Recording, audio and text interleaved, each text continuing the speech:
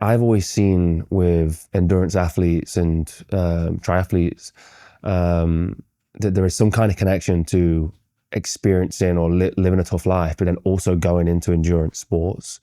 Do you think there's anything to that? Like, do you think there's anything to maybe even for yourself, like being out there on the trails, and you said you like out like long stuff, like hours and hours of stuff.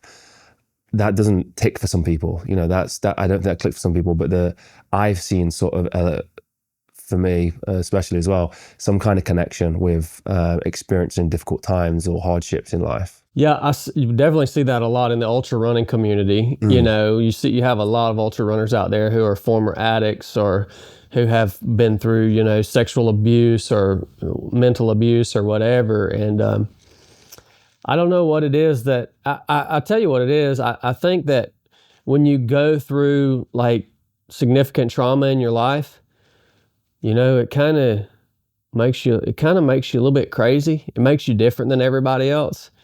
And I think you're just crazy enough to go and do these things. Like, you have to be kind of crazy to go run 250 miles, right? Like, if your life is just normal and smooth and mundane, you have no desire. You're just not crazy enough to do it.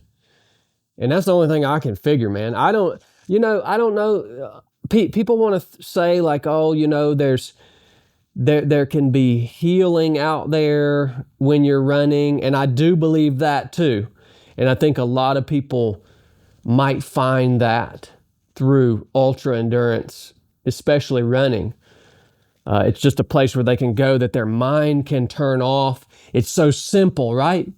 It's just one step. It's just one step. Like, that's your whole world is one step. Eat, drink, and move. That's just all your world is. And your mind can kind of relax and heal. I'm sure a lot of people find that. And I have to say, I've probably experienced that at times too.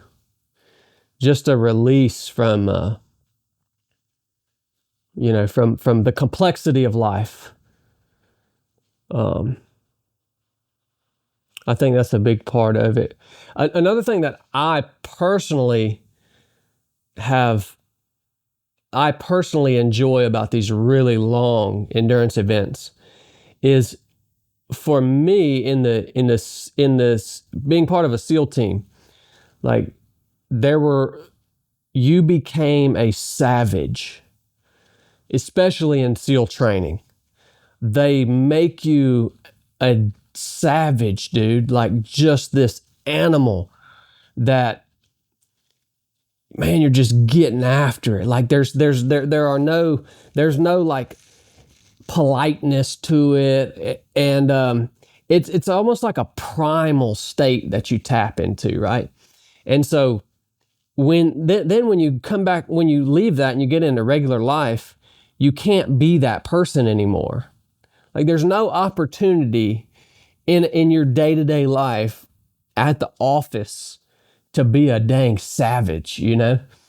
But when I go do these races, it's like all of a sudden this leash of civilized life that's around my neck all the time, they snap that leash off of me, and I just get to go primal again, dude. Like, I say what I want, I spit, I crap on the ground, I like just an animal, dude.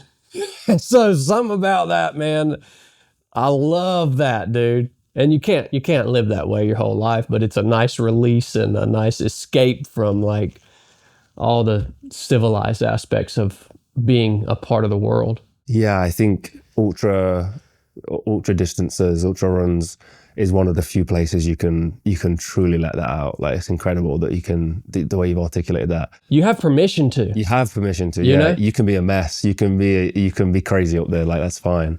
Yeah. It's funny because a lot of the guys I spoke to from the Special Forces have struggled with that, and that's one of the conversations we've had multiple times. DJ Shipley was speaking about earlier today.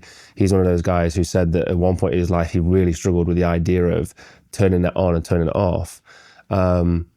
When you say they build you in to be a savage, like, how would you describe somebody who's gets through to the other side of that training?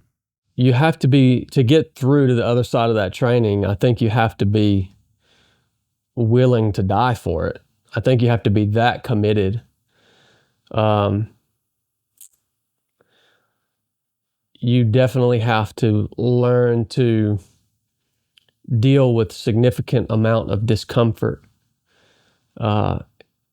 physically, and also mentally, from the perspective of like, there's so many situations when you're doing that job that are outside of your control, right? And you're constantly engaged in these really high risk evolutions, like even in, say you're skydiving, or you're doing a training dive, or you're running a IAD out in the woods, like almost every day you're doing something that could potentially kill you, and there's so much out of your control, and like you have to learn to manage that. And so those are some aspects of people that are able to get through that. I think one of the keys is being able to break things down into digestible segments too.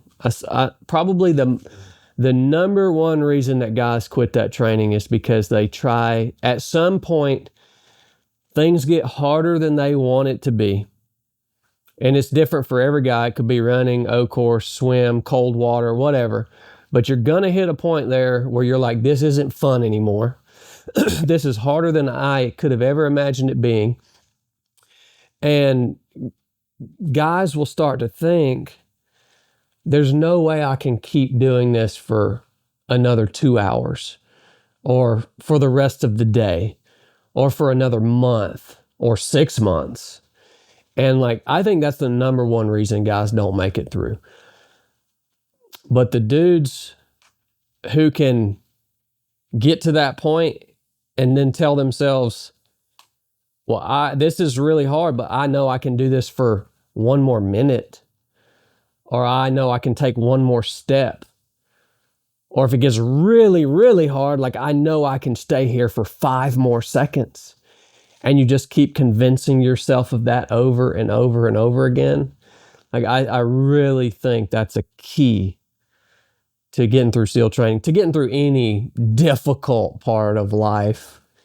And if you ask guys, we started out with 300 guys in Bud's class 278. We graduated with, I don't know, just a handful original class members. And if you asked every one of them, why'd you quit? I believe they would, if they were honest, they would all tell you of a moment when they became overwhelmed by the big picture of what was actually happening to them. And so the way I managed that was every day, my only goal for the day was to make it to breakfast.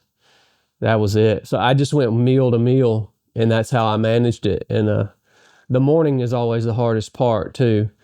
So if I could make it to breakfast, I was already cold, wet, sandy, but I make it to breakfast, I get a good meal in my stomach.